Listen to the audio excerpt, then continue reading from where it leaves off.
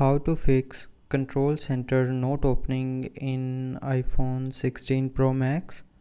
So if you're trying to open the control center in a app but it's opening the notification bar, whether if you swipe down from the right or left side, it opens the notification bar.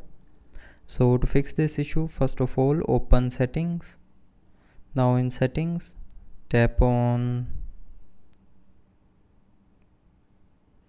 control center. Now here you will see a access within apps button. So tap on this button to turn it on, and after turning on this button, now it will open the control center when you will swipe down from the top right corner of your screen.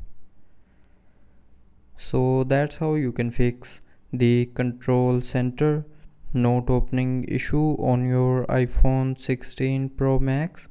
So I hope you liked the video. Thanks for watching.